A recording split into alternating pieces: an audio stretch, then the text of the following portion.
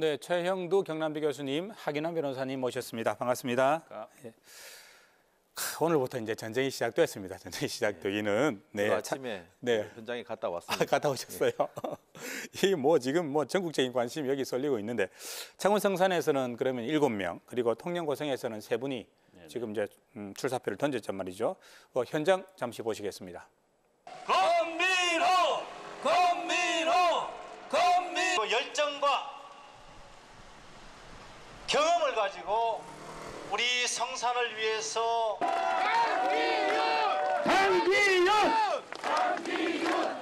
문재인 대통령 들어서서 북한만 바라보고 개성공단만 얘기하고 이재환 확실하게 지원해 주시기 바랍니다.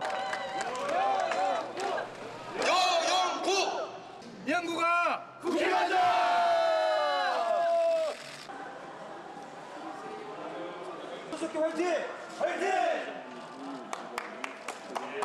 각 당의 대표들이 거의 여기 뭐 살다시피 하고 있는 상황이 벌어지고 있는데 이게 의석수가 그냥 의석수 2개가 아닌 모양입니다.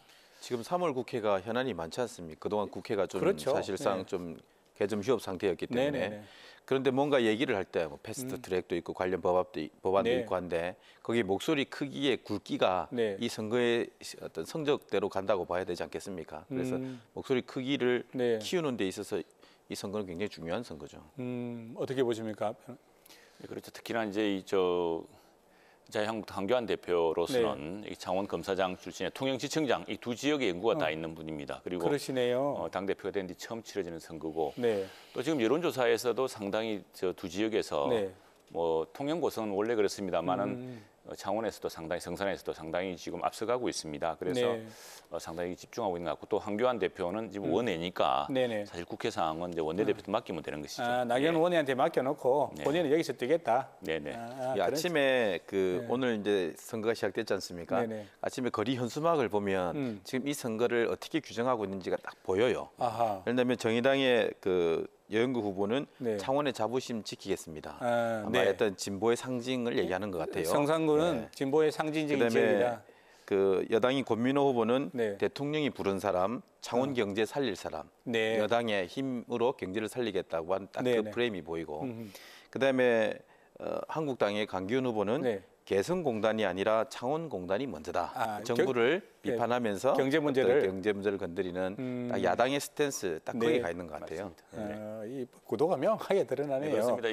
사실은 정부의 정책, 특히 탈원전 정책에 대해서는 한국당이 지속적으로 이야기하고 있습니다만 이 창원 성산이 바로 탈원전 정책의 현장입니다. 그 두산중공업이 있고 또 수백 개의 협력회사들, 이 협력회사가 비단 창원 성산을 넘어서서 김해까지 이어지고 있거든요. 그래서 바로 그 정책에 대해서 심판할 수 있는 그런 선거다라고 지금 하고 있고 특히 이제 또 중소상공인의 어려움까지 해서 지금 뭐 창원 경제가 굉장히 어렵다는데 IMF 때도 이렇지 않았다 그러거든요. 그래서 바로 그 점을 제대로 물어서 정부 정책을 고쳐야겠다.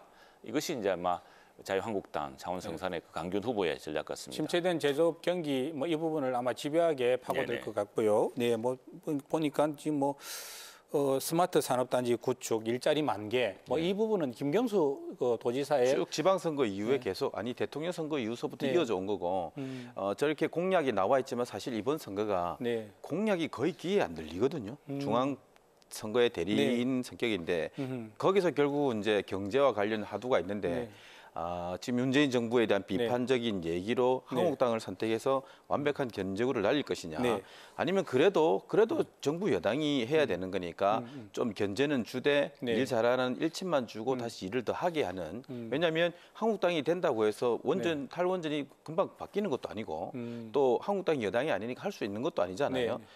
일할 수 있는 여당에게 일은 하게 하되 좀 뭐랄까 정신을 좀 차려달라 이렇게 목소리를 내느냐 그 사이에 저는 알겠습니다. 지금 어떻게 되어가는지 좀 현장 상황을 한번 봐야 될 것 같은데 여론조사 최근에 있었던 게 자료가 준비되어 있습니까? 강기훈 한국당 후보가 30.5%로 제일 앞서고요.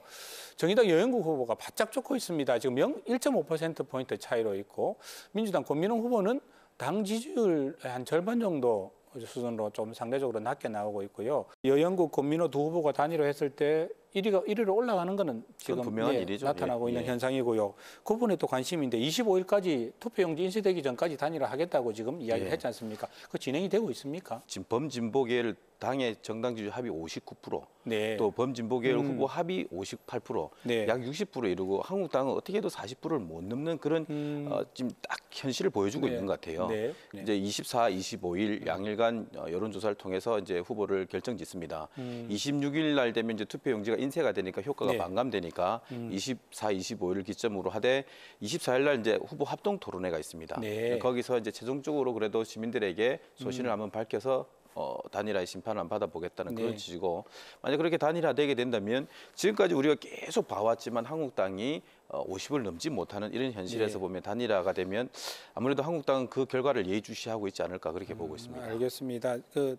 뭐 자기도 잘 알겠지만 타당이 어떻게 하느냐, 타당들이 어떻게 하느냐 이 부분이 또 창원정산의 아주 주요한 관전 포인트가 아닌가 싶습니다. 그리고 또 하나의 포인트는 보니까 네. 지금 단일화뿐 아니라 민중당하고 정의당 사이가 지금 이제 다 단일화 물 건너 간 것이죠, 사실상. 더 이상 네네, 논의가 다툼이 없고. 있더라고요. 네. 근데 지금 보면은 손석희 민주당 후보가 13% 이론조사에 나오고 있습니다. 꽤 높게 나온 편이죠. 네. 그래서 저는 오히려 이게 지금 실제로 손석희 후보랑 강기훈 후보가 붙었던 19대 총선과 비슷한 방식으로 진행되지 않을까. 어떤 내용이죠? 네네. 그러니까 지금 단일화, 민주당 단일화 한다순 치더라도 네. 그 당시에 이제 그 진보신당인가 별도로 손석희 후보가 이제 단일화 후보로 나왔었습니다. 네. 당시에는 나왔는데 그쪽에 표를 가져갔었거든요. 그래서 강기훈 후보가 이겼습니다. 이겼는데 지금도 보면은 저는 이 지금 여론조사에 나옵니다만은 민주당하고 정의당의 이런 단일화가 별로 시너지 효과를 못 본 채 네. 손석희 후보의 이쪽으로 쏠리게 되면은 이른바 진보 표심이라는 것이 되면은 상당히 그 19대와 좀 비슷해지는 것 아니겠느냐 이런 한번 추측도 해보고 있습니다. 한국당은 손석경 후보가 잘해주기를, 더 선전해주기를 또 바라고 있는 또 이상한 상황이, 특이한 상황이 벌어질 수도 있겠습니다. 통영 고성 여론조사도 한번 보겠습니다. 정점식 후보가 50%를 넘었습니다. 양문석 후보가 조금 차이가 있네요. 36.3%. 통영과 고성 지역은 서로 또 다른 또 성향을 가지고 있기 때문에 이거는 뭐 뚜껑을 열어봐야 한다. 이런 이야기도 있습니다만은 어떻게 보십니까? 통영하고 고성 놓고 보면 통영이 훨씬 크고 네.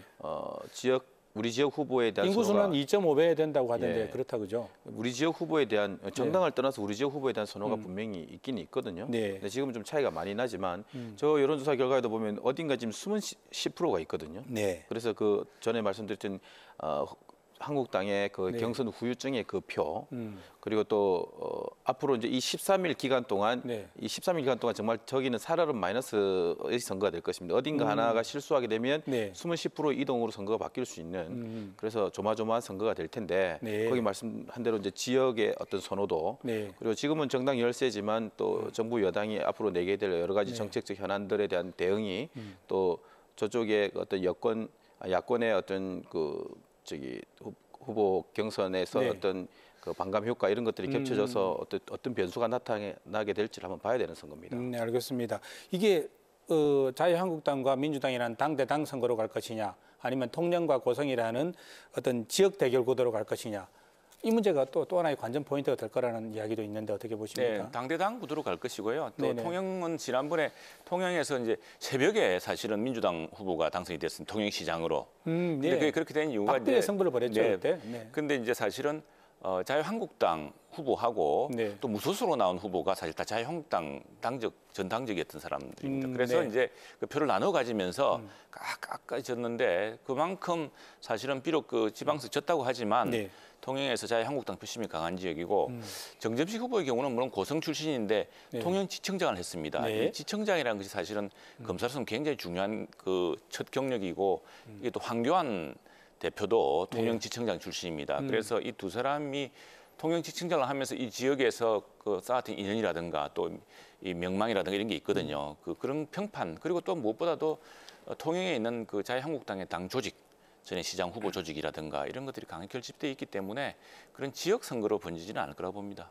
통영 선거가 네. 성산 선거에 비해서 비교적 이슈와 쟁점이 선거 프레임이 좀 밋밋한 곳이 됩니다. 아, 네. 왜냐 한국당 황교안 후보의 아바타적인 네. 비슷한 요소를 가진 분이 뭐 되냐 마느냐지만 그러나 그것은 기본적으로 그 동네에 원래부터 정당세가 한국당세가 세던 곳이었으니까 네. 셌다고 해서 황교안 컨벤션 효과가 영향이 있겠지만 뭐 엄청나게 그게 되는 것은 아니고 만약에 지게 되면 네. 내가 이렇게 됐음에도 불구하고 안 되는 거는 굉장히 큰 타격을 받겠죠.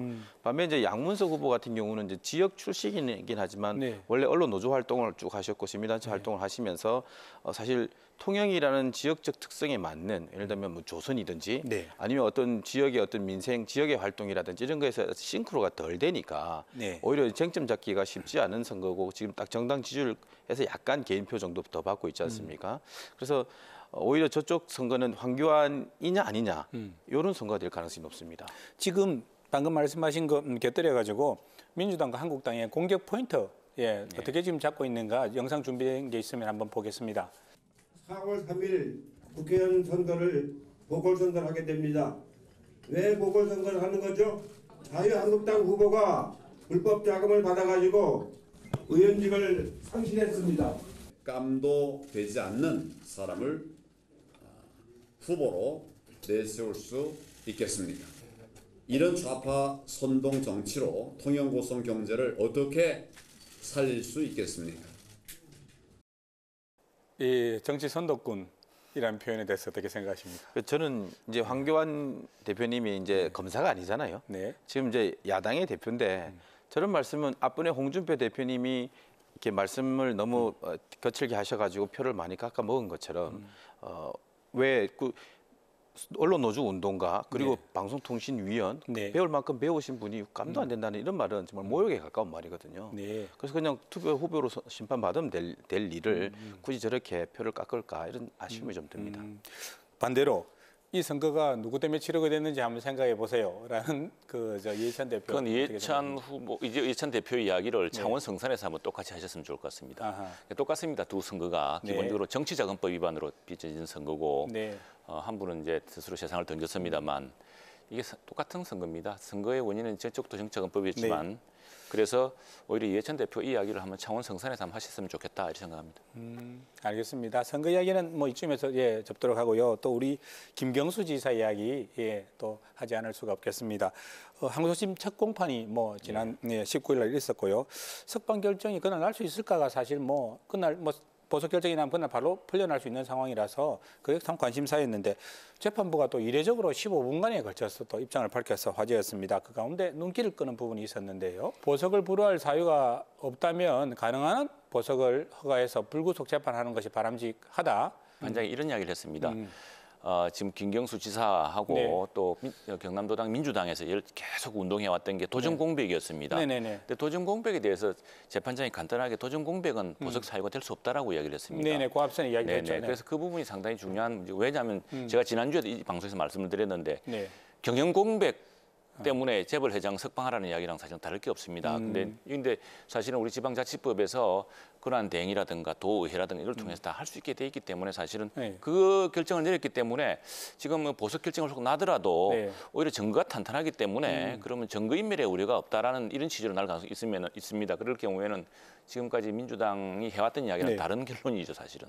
특검에서는 그 보석 반대 이후로 아마 저 증인들을 회유할 가능성이 있기 때문에 보석해서는 안 된다 그런 이야기도 했단 말이죠. 변호사님 어떻게 보셨습니까? 증인을 회유할 가능성은 거의 없고요. 온 네네. 국민이 다 보는 앞에서 만에 하나 전화라도 하는 것이 오히려 드러났다면 네. 온 언론을 타게 될 것이고 이 재판에서 오히려 불이익 될 것은 불보듯 뻔한데 그런 일을 할 일은 전혀 없고요. 네네. 오히려 지금 저는 저 재판장님의 말씀을 보면서 두 가지 얘기를 하고 한 가지 담보를 걸었거든요. 아하, 무슨 네. 뜻이냐면 네.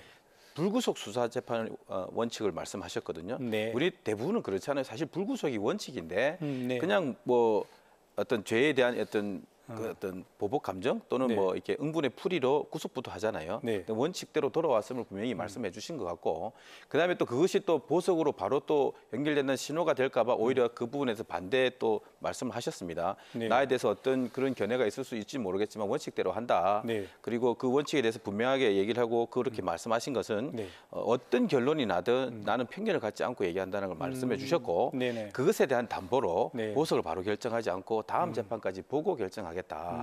우리 그 변호사들 법조계에서 네. 그런 얘기가 있거든요. 결론은 이미 나와 있는데 그 결론이 나와 있는 것이 혹시 의심을 받을까봐 네. 바로 하지 않고 좀 기간을 두는 좀 완화된 연착륙 기간을 두는 경우가 있거든요. 지금 저는 재판장님께서 네. 자신의 입장 네. 그리고 원칙을 얘기하고 그것에 대한 일종의 봐라 나는 그렇게 경솔하게 결정하지 않는다라는 담보를 거신 것 같다. 저렇게 이렇게 보였습니다. 알겠습니다. 뭐 이런 가운데 한국당 쪽에서는 보석 기획설 지금 저 원내대표 회의에서 강하게 제기를 했는데 강효상 한국당 의원 이야기 한번 들어보겠습니다. 한간에 MB 석방과 김경수 지사의 석방을 맞교환할지 모른다는 불길한 시나리오를 언급하고 절대 이런 일이 일어나서는 안 된다는 것을 경고한 바 있습니다. 네, 이와 함께 첫 재판이 있었던 그날 아침에 페이스북에 글을 올렸어요. 김경수를 항소심에서 보석으로 석방하기 위해서 MB를 여론 물타기용으로 먼저 석방한 것으로 보인다. 그래서 김경수 보석으로 풀려날 것이다. 이렇게 또 홍준표 우리 전 대표께서 이야기를 하셨습니다. 보석 기획설 어떻게 보십니까, 교수님? 근데 홍준표 대표도 변호사 법조인 출신인데 네. 그러면 오히려 그렇게 할 게 아니라 그 이명박 전 대통령의 보석이 어떻게 이루어지는지를 제대로 설명해야죠. 그렇게 해서 그런 어떤 그런 의심이 든다면은 그 의심 차단해야지. 왜냐하면은 이명박 대통령은 사실 법원이 보석해 주려고 선심 쓴 게 아니고요.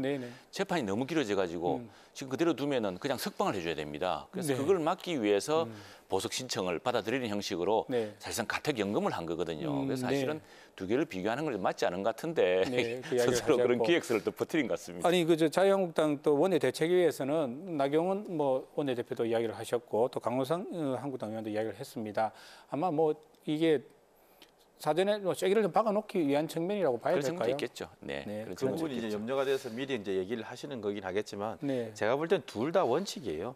그래서 그 법원의 어떤 어쩔 수 없는 사정 때문에 이명박 대통령도 석방을 하고 또 차문호 재판장님께서 말씀하신 것처럼 불구속 재판이 원칙이다라는 그것도 원칙이니까 원칙대로 가는데 이 바라보기에는 정치적으로 볼 때는 뭔가 이게 짝짝 맞는 거 아니냐 이런 생각을 할 수도 있겠죠. 예.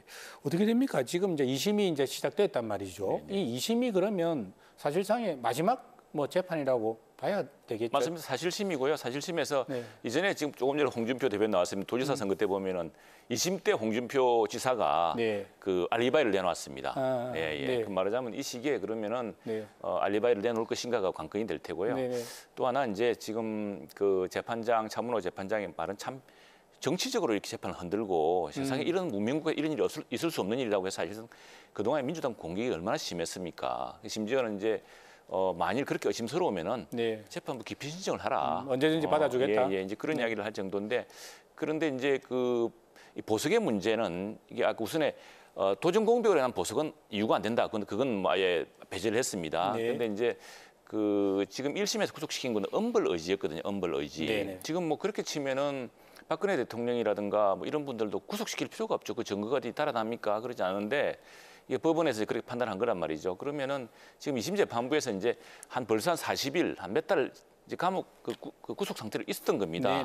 약간 엄벌을 좀 했다라는 이런 취지하에 증거인멸에 우리가 없다면은 보석해야 할 텐데 그건 지금 아무튼 도전 공백을 주장해왔던 그런 민주당의 주장과는 완전히 다른 판단이기 때문에 오히려 증거가 확실하다는 것을 보여주는 또 다른 반증이 될 수 있습니다. 만일 보석이 이루어지더라도 반박하셔야 될 것 같은데. 반박이 아니라 저게 맞습니다. 실제로 차문호 재판장님 말씀하신 게 정치의 논리와 재판의 논리는 다르다는 걸 분명히 한 거죠. 그러니까 노차에 대해서 이야기를 하더라고요. 한국당 쪽 사람들이나 그다음에 범민주계열 사람들이나 똑같이 재판을 비판하잖아요. 그건 정치의 잣대로 비판하는 거거든요.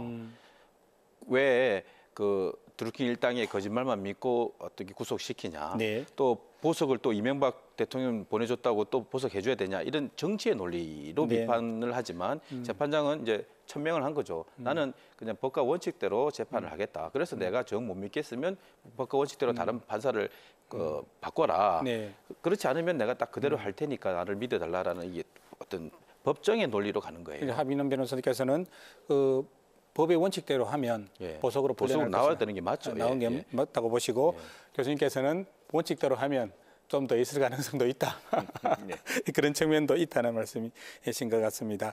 재판장이 4월 11일 두 번째 공판을 보고 그 보석 여부를 결정하겠다 했는데 이게 어떻게 봐야 됩니까? 4월 11일 날 그러면 보석 결정하겠다는 건가요? 아니면 그 다음 또 공판 지나서 하겠다는 건가요? 이건 어떻게 되는 건가요? 그래서 그 뒷문을 열어놓은 거죠. 4월 11일 날 결정하겠다는 것도 아니고 네. 4월 10일 두 번째 공판을 보고 하겠다는 건데 네. 첫 재판은 상견례라서 네.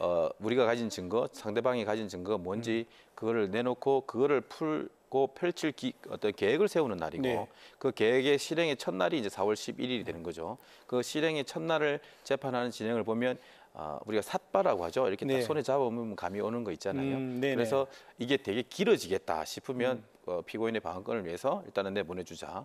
또 어떤 실체적 어떤 심정에 있어서도 조금 다르게 생각이 된다 그러면 일단 내보내주자. 이런 어떤 삿바의 감을 잡아보려는 그런 저는 의도로도 보입니다. 지금 뭐 저 김경수 지사 측에서는 변호인을 또 4명 더 늘리고 네네. 예, 유명한 법무법인도 네네. 예, 뭐 계약을 맺고 했던데 그럼 4월 11일 되기 전까지 막 여러 가지 지금까지 준비한 새로운 증거들이나 그렇습니다. 그 자료들을 막 내놓겠네요. 그렇습니다. 지금 1심 재판부가 김경수 지사를 구속한 사유가 뭐냐면은 네. 재판에서 새로운 증거들 그 또 재판부가 증거로 인정한 것들이 나오고 있는데 계속 그걸 부인하고 재판 태도가 불량했다고 이렇게 봤던 거거든요. 네. 판결을 보면은. 근데 이제 2심에서 오늘 첫 상견례였습니다만 2심의 두 번째 재판에서도 계속 그 증거를 새로운 반증을 내놓지 않고 근데 새로운 알리바이를 내놓지 않고 네. 계속 그걸 부인하거나 이럴 경우에 그것 또한 그 1심 재판부가 구속했던 사유 비슷하게 재판부가 판단할 가능성도 있습니다. 근데 중요한 것은 사실과 그러니까 지금 증거가 쭉 있지 않습니까? 증거 네. 목록을 일일이 반박하는 구체적인 사실을 얼마나 내놓느냐 이게 좀 좌우될 것 같습니다. 예, 알겠습니다. 예, 뭐 오늘 토론은 이쯤에서 이제 마무리를 해야 될 것 같습니다. 앞으로 또 진행 과정은 또 계속 지켜보시면서 또 말씀 나누도록 하겠습니다. 오늘